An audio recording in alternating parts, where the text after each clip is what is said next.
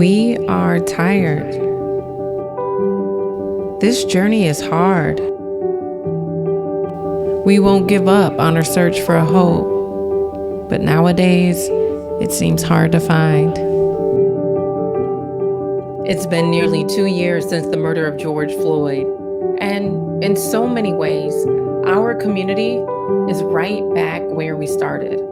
Most recently, Amir Locke was fatally shot by officers during the execution of a no-knock warrant.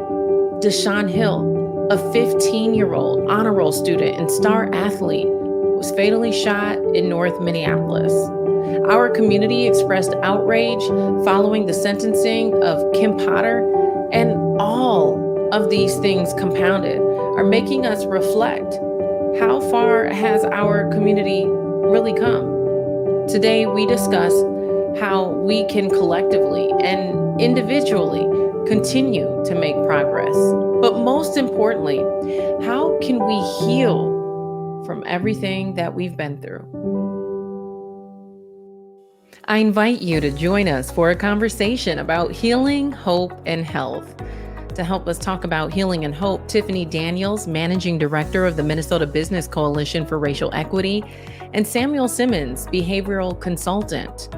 On the health equity side from Children's Minnesota, President and CEO, Dr. Mark Gorelick, and Vice President and Chief Equity and Inclusion Officer, James Burrows.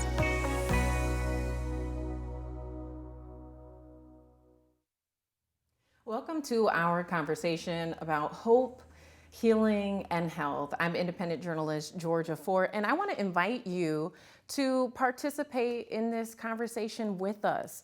If we're going to find real solutions that are going to help us heal, if we are going to restore hope in our community, it's going to take all of us doing our part and sharing what we know and what we're doing. So feel free to do so in the comments below. And please stick around. This conversation is not going to be that long. We'll be talking for about the next 30 minutes, but I do want you to stick around through the end because we have some important information about new policies, about health equity work that's happening here in the Twin Cities, and the ways in which we're all working together to combat health disparities. But first, we are in a very critical time where people are struggling to find hope. They're trying to figure out, how can I heal with all of this trauma around me? And I'm curious to know from each one of you, how are you approaching this? How are you incorporating some of these thoughts and needs from the community within the work that you're doing? One of the things that we did earlier this month for MBCRE members was a healing and action session where we invited Dr. Joy Lewis to come in and talk about just radical self-care. And we had almost 500 participants join us virtually. And it was an incredibly powerful session because there's so much power in pausing and acknowledging what's happening in the community. And that's different, especially for some members that work in the corporate environment. So often when you work in the corporate space, you kind of shed your reality when you walk in and you're really focused on the task at hand. But there's so much happening in our community around us that we are now forced to bring our whole selves, bring everything that's happening in community to work, and to really figure out a way, how can we pause and reflect together and then start to talk about solutions? Absolutely. You know, my work is really around trauma, community trauma. Started working with male trauma because I think male trauma is always ignored, especially Black male trauma. We're seen often as perpetrators and never as victims, and we're actually both, right? And so in that view of the dealing with men and dealing with the community, making it okay to really say, yes, this is happening to me and this is my experience, and making that okay. Because historically, we've been so used to rolling with the punches as a community, right? And at times, suffering in silence until we can't take it no more, and then we're out loud, right? And so part of my job lately, doing radio and doing podcasts and that kind of stuff, is to really help frame what's going on. Like, for example, how does a community heal when it feels like it's under attack is really the question, right? Under attack, not just externally, but internally. Because we don't have the choice of waiting for things to stop to heal. We have to do both, which is might seem unfair, but I think that's one of the things that probably need to be talked about more. You know, you're talking about healing and hope, and I think if we want to have healing or hope, first of all, we have to have honesty. And so one of the things that we're trying to do is to, as we committed to as part of the CEO Action Pledge on Diversity and Inclusion, one of those pledges is to make our workplaces, to encourage open and honest conversation about issues around race, equity, injustice, disparities. And so we have tried to do that. And some of it is in the context of our employee resource groups, but also many other venues where James and I have several times engaged in conversations as part of our Grand Round series to really have these open and honest conversations where people can share their feelings about what's happening both internally within our organization and within our wider community as a first step towards generating that hope that we'll be able to actually take those issues on if we're frank about talking about them. And just like Dr. Gorlick said, one of the things we're trying to do is educate folks on other realms of trauma. A lot of times you focus on what happened to other people in community. You don't focus on the trauma you're causing others. So we did a grand rounds recently called Medical Apartheid. It was a great book written, and us also too just thinks about what are we doing in the healthcare system to contribute to daily trauma that's keep going as well. The other thing we did recently was, I just thought about it, is I tried to stay away from inflicting more trauma. So Amir Locke was just murdered by police in a downtown apartment. Rather than call this guy but say, hey, let's write another statement because we won't run after George Floyd because it hit our hearts so much, I said, I'm gonna stay away from that. I'm NBCRE, we're not gonna write a statement. We're gonna talk about what we're doing and not doing, and we're gonna talk to the community about what needs to be done together. So inflicting trauma is sometimes just stopping what you have always done before, thought was the right thing to do, but you're actually inflicting more trauma. So I just think about that and just kind of resisted the urge this time. Yeah, absolutely. And Sam, I know you brought up this point of the compounded trauma, right? And that's impacting our children in a much different way. They're internalizing this on multiple spectrums. Not only are they seeing people who look like them that are being killed by police, but then they're also seeing people like Deshaun Hill who are killed, gunned down in North Minneapolis, right? And so when you think of our children internalizing all of this trauma as community leaders, what is your approach when you're thinking about ways to help our children process and overcome these different griefs? Well, part of it is us as adults being willing enough to really slow down enough to hear what the children are saying, right? And giving them an opportunity to say it the way they feel it. Because sometimes when kids say it the way they feel it, don't feel good as adults, right? And realize the focus has got to be on them and not on you, right? And that's a tough piece from a community that different generations have had their issues around listening to children, and I'm old, so my generation, children didn't have no say-so, and then you have the younger generation of folks, it's like, they suffer too, and like I remember my father told me I had no right to be depressed because he had to buy my clothes. Well, that was old school, right? But we have to give children the opportunity to be honest about what they're feeling and be willing to say, you don't know. We don't always have the answers, which also brings your own humanity to yourself and allows them to realize I don't always have the answers, but what I'm feeling is what I'm feeling, and that's real. So how do we walk through this together? You know what? Not surprisingly, at Children's Minnesota, we're really the kid experts. I mean, this is something that's near and dear to our hearts, and it is in fact really heartbreaking. I mean, we are in the middle of nothing short of a mental health crisis right now, for a lot of reasons. related to the pandemic, related to all the events around racial inequity, increased realization around that in the last 2 years. But we're in the middle of a mental health crisis. We've joined with other organizations in declaring that, and it is disproportionately affecting our Black youth.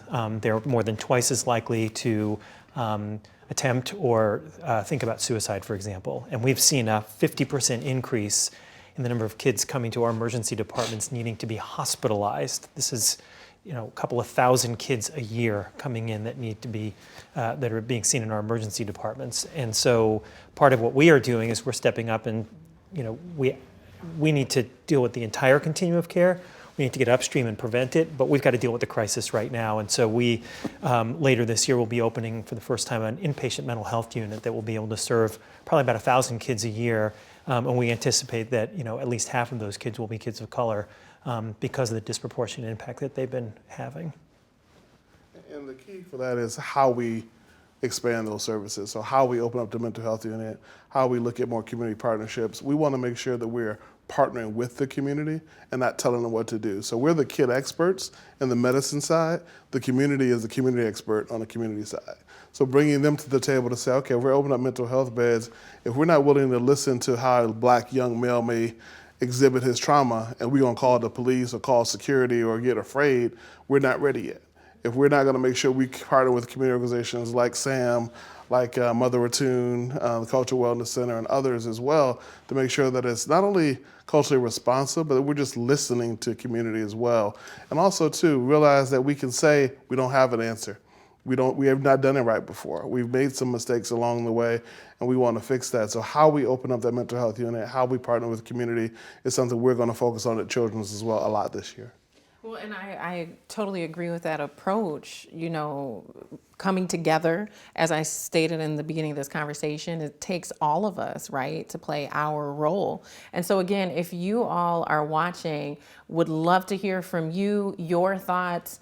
The last question there, we're talking about children specifically internalizing all of this trauma from, them watching police killings online to seeing community violence and trying to figure out how to overcome their grief for their friends, for their neighbors, for their classmates. Would love to hear from you what you're doing in community to help children who are processing all of this trauma in real time. And I know each one of you stated something unique that your organization or that you're doing in community to help move the needle forward with health equity, with creating healing spaces, with restoring hope. But it's not just organizations and individuals in community doing work that's going to move us forward. It's also going to take policy change. Because when you look at these disparities, it's not just one organization, it's not just, one group over here. It is a systemic issue. And some of those issues need to be corrected by change in policy. So I know some of you all have partnered on different policies. Can you share your thoughts if you're working on different policies right now, or if you've already pitched it to the House, if it's in the Senate? Just catch us up on where you all are with your work on changing policies. One of the unique things about MBCRE and the coalition is that it's a marriage of business and community, that we are at the table, business leaders and community leaders, kind of partnering and having conversations about what needs to happen and what needs to change. And policy is one of the things that we talk about a lot because, to your point, Georgia, when you think about systemic change, a lot of that leads us to the policy changes that are required. So one of the things that we do at the coalition is first and foremost to take a listening ear to community. This is not about the organizations or the companies that are members of the coalition building the agenda that we want to advocate for and that we want to advance in the legislature. It's about identifying those voices in community that are experts, identifying, those that are closest to the issues, making ourselves smart on that, building our empathy, and then assessing where can the business community play a role? What is the value that we can add to this conversation, and then building an agenda there. We've recently built our policy agenda for the current legislative session, and there are a number of issues on it. I mean, we're talking today, I was just at the Capitol, I'm talking about the Crown Act, which is up for a vote on the House floor today, and we're trying to encourage the Senate for a hearing. But that is an issue that is important as we think about the ability for our Black men, women, and children to show up as their first full selves at school and the workplace. In our policy agenda, we talk about housing, right, and the importance of preserving and constructing affordable housing. We're talking about workforce readiness and how we can increase funding for those programs. We talk a lot about public safety as well, and influencing the post board and all the things that are really related to the systemic changes that are really driving where we are today and what we're seeing and feeling in community. Well, my work is really working with other organizations in terms of informing their policy, in terms of being, having them look at different kind of ways to address their policy issues, right? One of the things that we've been offering is this whole thing around compassion and accountability. How do we balance the policies that we have in terms of having that compassion for all of our clients and all the communities, and including that in the work you're doing. So it's more consulting with other organizations around that. It does feel like policy just takes forever to catch up, right? And especially at a time like this where it seems like not a lot gets done at the government level, but we do need to have policies. If we're going to address structural racism, we have to have policies that change those structures. And for me, I'm occasionally accused of being too political when I advocate for policies that affect the health and well-being of kids. And my point is, we need to do that. If we're going to advocate for the health needs of kids, that means advocating for policies that affect them.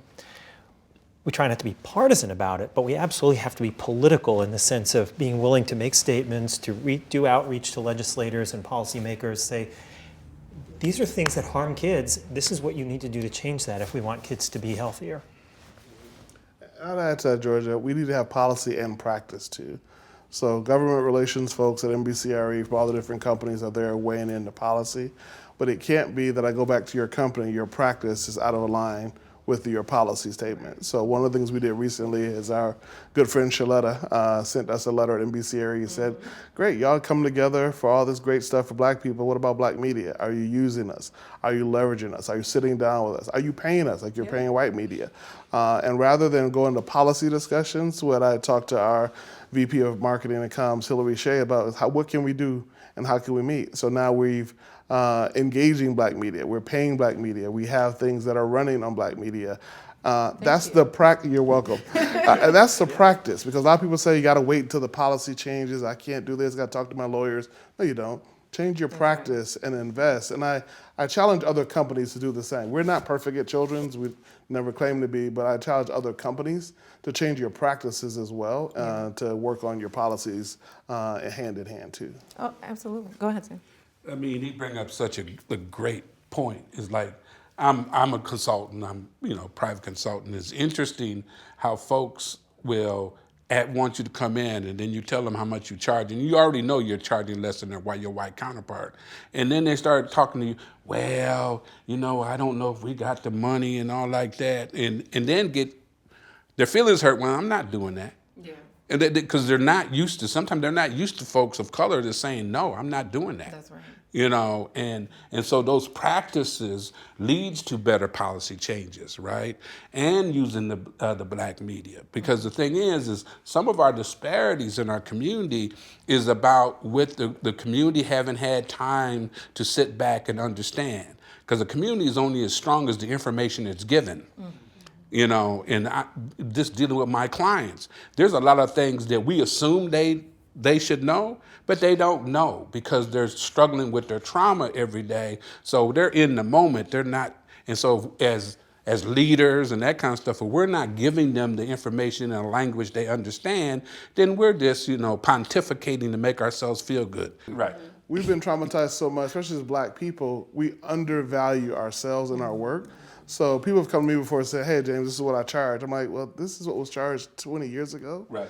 Go back and look at what the market started. You're valuable. You're great at what you do. Right.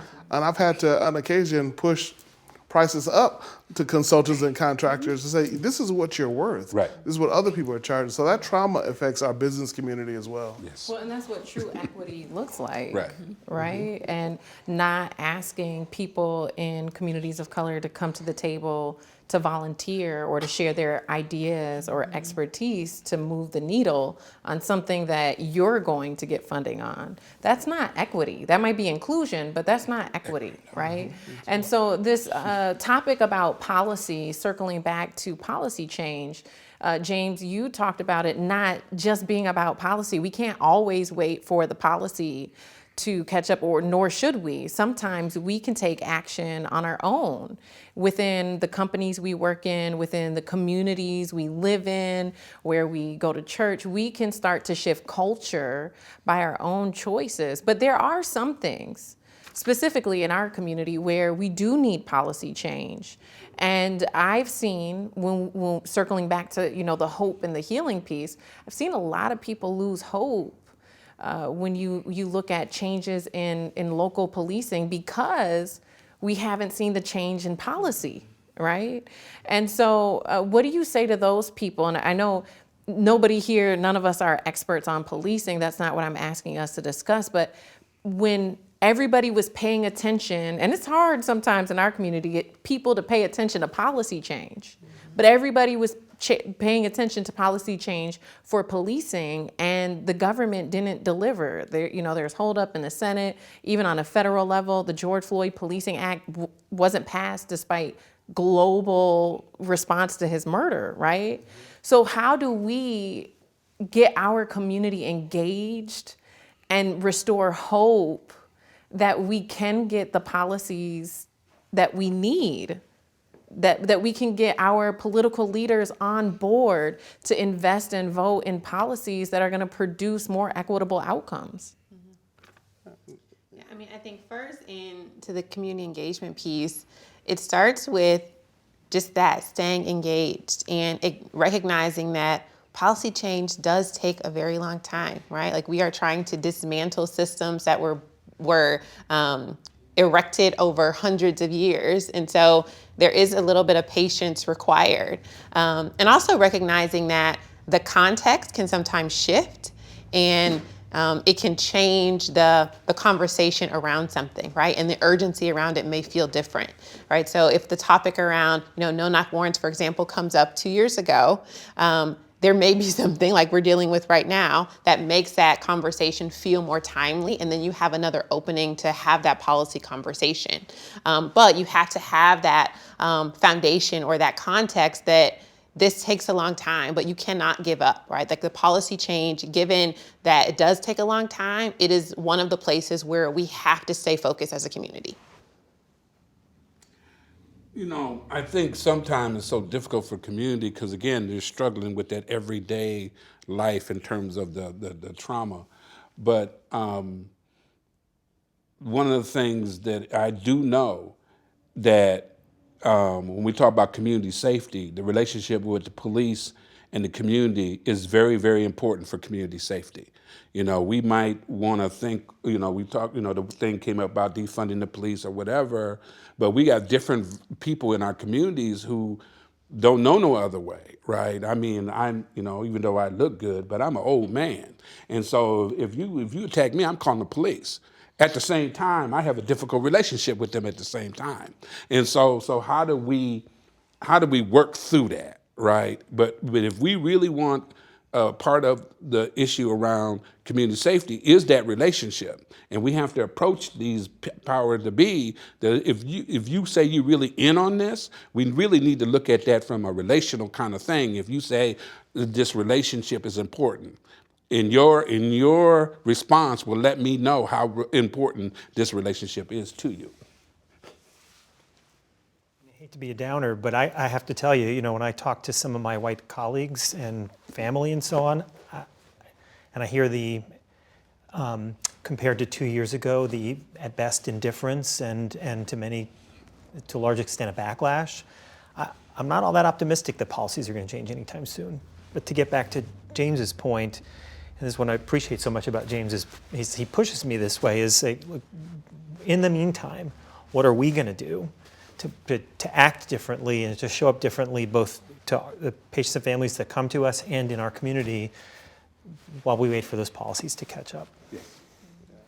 And it has to be consistency. I mean, the reality is if you live with a house that's a Democratic house, a Senate that's Republican Senate, and you still have bipartisan politics, people may vote a certain way. But if you show up every day, all day, each hearing, making sure you contact your representatives, you can see change. When I worked for Governor Dayton's office, Philando Castile was shot and killed by police, murdered by police. There was no conviction. But people consistently started to show up. The Castile family, other families started to show up. When George Floyd happened, those families mobilized together. And although we're not there yet by any means, some public safety legislation did get passed 2 years ago. But to Mark's point, it's not enough. So we want to make sure we keep doing that as well. And the other thing I'll say is you got to make sure that you are dealing with your own trauma as you are protesting, as you are marching, as you are down the Capitol as well. Short story, Georgia, and this is part of my trauma I'm sharing just today. Last Thursday, in front of my house, police come, they smash into a vehicle right in front of my house, right in front of my doorway, and then 6 police cars are surrounding someone who's in the car with guns. He puts his hands out the window. I'm watching for 10 to 15 minutes from my window, 5 feet away, AR-15s, shields, and everything. I'm like, man, am I another Darnell Frazier about to capture this on video and deal with my own trauma? They got him out of the car, and they didn't do any harm to him. I found out a news story later that this same guy was around the complex that I live in shooting bullets, about 40 bullets, prior to this happening. I left 5 minutes before with my daughter, got back 5 minutes before sitting on my couch in front of that he could have been shooting up, and some people in the complex were shot. My point is, I got to deal with that trauma as a black man and making sure that I can still fight forward and push forward around that. And that's not easy, because I've been fighting for this for a long time. It took me a while. And this whole weekend, I was like, you know what, JB, what do you do? And part of calling Sam, it's funny, I called Sam before that happened. The Lord was like looking out like, man, Sam's here now. That's your boy. Y'all need to talk through that and chat through that too. So part of that pushing forward and being policy and practice and all that, we got to take care of ourselves. We got to heal from within and also talk with each other as well. So, and that's not a regular practice for our community, right? So there's a teaching moment internally we have to do. So it's got to be internal and external. And not everybody's good at different stuff. I'm not good at, marching or whatever, but the things I'm good at, I'm willing to share with each other, both the system and our people. So to be more objective, because it is, as I mentioned, this whole battle of feeling under attack externally and internally, which no community should have to go through, but we have to deal with what's given. And it's complicated. It's Yes. complex. There's layers. Right. There's a dynamic approach that we can take to finding solutions for restoring hope, for our healing, for combating these health disparities. And I feel like in many ways, we're just now starting to scratch the surface. But as we prepare to wrap up our conversation, are there other things that we haven't touched on that you think are important for our audience to hear, for our community to know about the work that you're doing, or maybe even just things that you want to leave people with? James, you gave a great point about take care of yourself. That's so critical. I mean, as we're fighting to move the needle forward, trying to combat some of these disparities, it's easy to say, oh, I'll take care of myself tomorrow. But if we don't take care of ourselves, if we're not here, we can't keep fighting the fight. So as we wrap up, any final words you'd like to leave our audience with today? One of the things that I think keeps me engaged and keeps that fire in my belly is just the reminder of how urgent this work is. And when I think about the work of the coalition and us coming together after the murder of George Floyd, that need is still there. And so on those days when the conversation is difficult, or our white counterparts and allies may not have that same fire and they don't feel that same urgency, I'm reminded of the tremendous need in community. And also the importance of fortifying myself as a leader in this work to then show up in a certain way, right? It's, I have the lived experience as a Black person and being here, and I'm experiencing it all just like everyone in community. But then having to, do my self-care and be relentless about it so that I can show up and lead the conversations and continue to push our corporate community towards action. Well, one of the things is I know that it was mentioned that some of my white counterparts are all worried about violence and have their approach and that kind of stuff. But I want to leave them with this. When you are dealing with folks who are highly traumatized, punishing them don't improve nothing. Because if you know how to be, because a lot of our young people, unfortunately, know how to be punished, but they don't know how to be loved. So think about that if you really want to get some real outcomes in the long term. I know you know this, Minnesota has some of the biggest health disparities in the country. Not because everybody else is doing it great, it's just we happen to be the worst of the worst. But so we've got a lot of work to do. We're not going to fix it ourselves, but I can tell you that at Children's Minnesota, we are committed to addressing health equity. We've made it an organizational priority. We are working on closing those gaps, both in what we do within our walls and then really trying to partner more authentically with our community to figure out how do we address those multiple things that are contributing to that. And I'll finish by saying we're also hiring more diversity as well. So of the last 800 to 900 people we've hired, 40% of those have been people of color. And we have a goal every year to hire 34% people of color, not across the board, but also in leadership roles too, to increase that diversity. We started off when I came, 0% of the people reporting to the CEO were people of color. Now 33% are Black, in different leadership roles. Hold us accountable, I'll say, to the community as well. So we're doing some good stuff. I'm proud of it. But check me when you need to, as I used to say growing up in Detroit. Check me, say, hey, you're not doing up and showing the way you need to show up. I'll keep doing that. But also, too, hold others accountable. Don't let them just come to your space and place and say what they're going to do or pretend to do. Hold them accountable as well. And then the last piece about, self-care, just so you all know, I'm the worst at self-care. I got 20 million mentees. I got 20 million things to do. So hold me accountable, too. When I say that out loud, part of me saying that was, hold me accountable, say, hey, JB, we got this. We got you too. So hold your friends accountable, lift them up as well, and love them, as Sam just talked about. It's easy to punish each other. It's easy to talk about each other. It's hard to love each other in a community that's been so traumatized. Yes.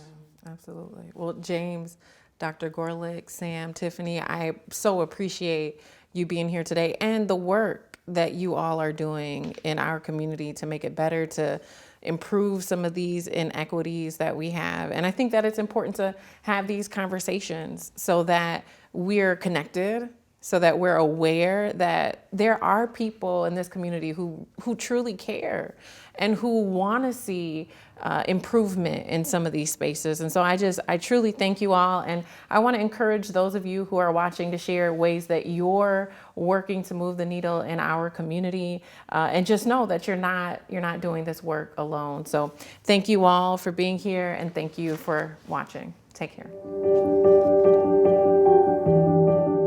Today's conversation was made possible with support from the kid experts at Children's Minnesota.